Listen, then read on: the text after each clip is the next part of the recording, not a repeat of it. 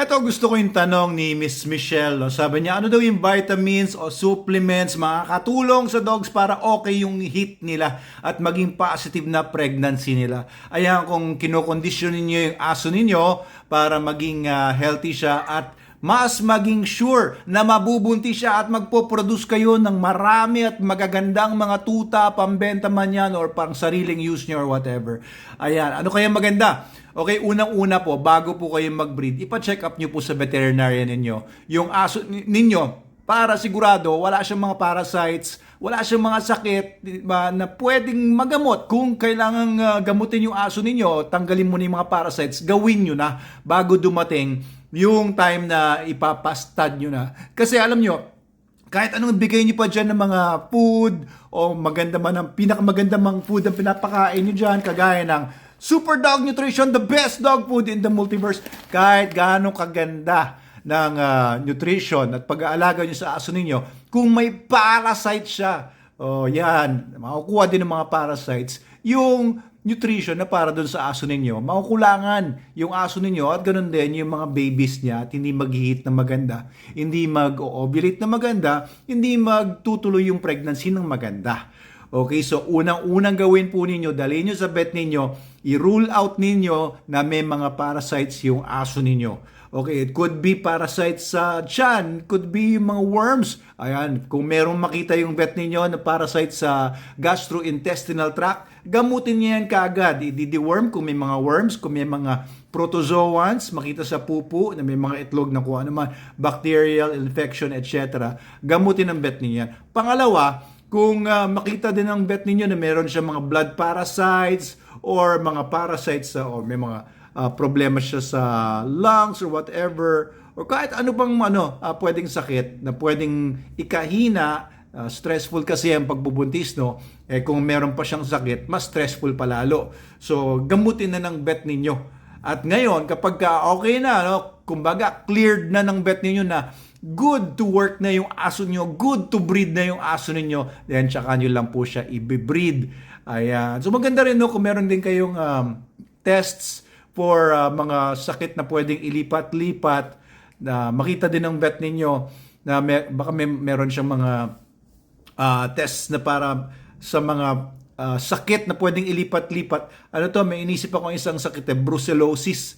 Ayan, so yung brucella pwede kasi may lipat-lipat yan through sex or pagbe-breed. Ayan, so kung meron siyang brucella test, maganda po na ipatest muna sa vet ninyo para hindi niyo na gamitin muna yung aso niyo for breeding. Or maganda kung yung gagamitin niyo yung stud ay okay naman doon sa may-ari, ipatest niyo muna for brucella at i-check niyo muna din yung stud kung baka may mga sakit na baka mailipat din naman sa aso ninyo. O yan, part of conditioning yan, part of preparation sa breeding. Kasi alam niyo yan, papastad niyo yung aso ninyo. Mahal na mahal yung aso niyo. Tapos ang ipapastad naman ay may sakit pala. Makukuha ngayon ng aso niyo. Ay, nako. Baka maapektuhan na yung aso niyo habang buhay na.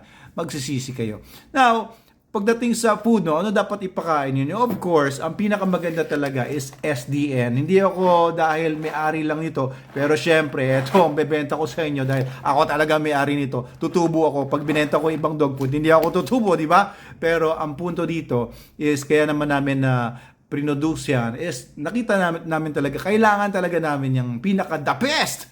Kasi yung mga nasa market ay daming mga pillars, kaya mura sila, or yung mga mamahalin naman ang mahal naman yung mga magagandang quality. So gumawa ko ng the best quality, mas maganda pa sa mas pinakamagagandang quality sa market ng mga dog foods.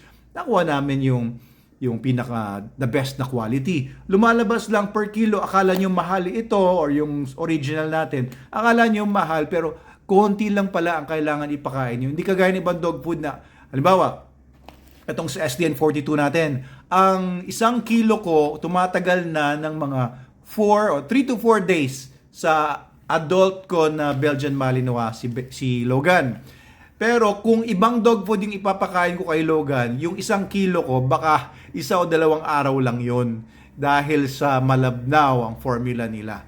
Okay, kahit yung mga mamahaling mga dog food na mga maharlika ang tunog ng pangalan nila or kung anumang mga pangalan nila galing sa mga first world countries dahil ang mga gumawa nun ay mga puti, mga puting veterinaryo nag-formulate at mga puting mga workers ang gumawa sa factory nila kaya mahal yung mga dog food nila. Tapos endorsed by very sikat na mga endorsers. Siyempre, malaki ang budget nila sa marketing. Eto, sino nag-endorse? Si Doc Abel lang. Pero, ay nako, tataya ko ang pangalan ko dahil ito talaga ang the best dog food na pwede nyo mabili sa market ngayon. No? So, hindi nyo na kailangan mag-supplements. Kapag kayo ay nagbe-breed, magtiwala lang kayo sa SDN. Hindi nyo na kailangan mag-supplements kasi kinarga na po natin lahat dito. Lahat ng pwedeng ikarga dito.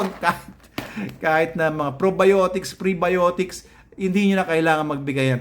Ito, isa sa pag sinabi sa inyo, pagka tinanong niyo ang veterinarian o kahit mga human doctors, ano yung vitamin or supplement na pinakamaganda para sa mga buntis, para sa mga gusto maging maganda yung reproductive system, ang unang-unang papasok sa isip natin dyan is vitamin E. Ayan. Vitamin E kasi kilala yan na pinapaganda niya talaga yung daloy ng reproductive system. Vitamin E din, maganda rin siya sa skin, di ba? Kaya yung mga commercial, ang dami natin makikita commercial about vitamin E, pampabata daw, para gumanda ang kutis natin. Pero ang kailangan mo lang talaga dyan, alam mo kung ano?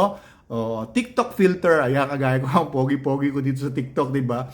Pero sa totoong buhay, makita nyo, kumuha na akong matanda. Gurang na si Doc Abel, 50 anyos na ako this year. Anyway, ito, yung preservative na meron dito sa SDN natin, kahit yung SDN 28 or yung SDN 21, vitamin E lang. Ayan, imbis na yung mga chemical preservatives, ang pinalagay ko, kahit nga dito sa cat food natin, yung SDN, ang preservatives po dito ay vitamin E. O mga tocopherols, hindi tayo naglagay ng mga chemical preservatives, kagaya ng chemical preservatives sa ibang mga pet foods. Ay, yung iba kasi doon ay talagang harmful para sa mga dogs and cats natin, sa mga alaga natin. Pero yung tocopherols, vitamin E, preservative na siya, tapos may vitamin E pa. Ayan, kaya maganda yung reproductive system. Alam nyo, simula nung nag-SDN kami sa mga dogs namin, including mga breeding dogs namin, ang gaganda ng mga napoproduce namin mga tuta. Hindi kagaya no, bago SDN, iba-iba na yung mga ginamit namin mga dog foods. May mga mamahaling dog foods ako mga binibili. May mga mura, may mga iba-iba. Pero pinakamaganda pa rin, nung na-SDN kami, ganda talaga ng resulta sa mga bitches namin, sa mga babae naming aso.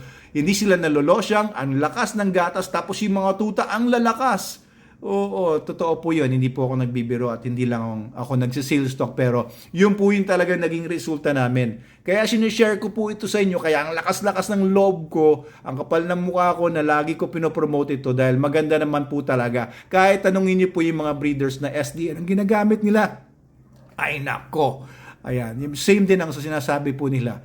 Ayan, mga nagbe-breed ng Chihuahua, ng mga small dogs, kagaya ni Sir Elmer Imperial, shout out sa inyo, hanggang sa mga nagbe-breed ng mga big dogs.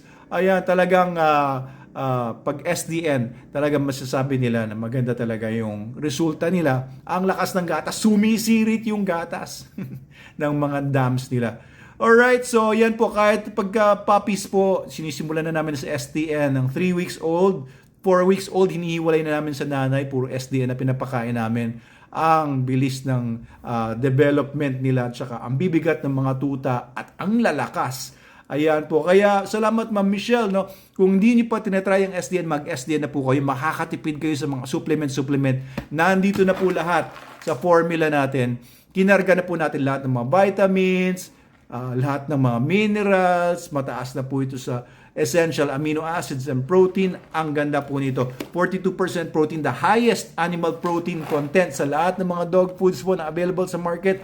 Andito na po lahat, kaya makakasigurado na po kayo dito. Huwag na po kayo magdagdag na kahit anong supplements dahil una, it's unnecessary. Pangalawa, masisira lang yung balance kasi binalanse na po natin yung nutrients dito. Kasi pag sumobra po yung nutrients, masama din po yun. Kahit ano po na pinapakain natin sa mga dogs natin, yung mga essential nutrients dapat nandun lang sa optimal range. Ito po, optimal na maximum ang mga nutrients po natin dito.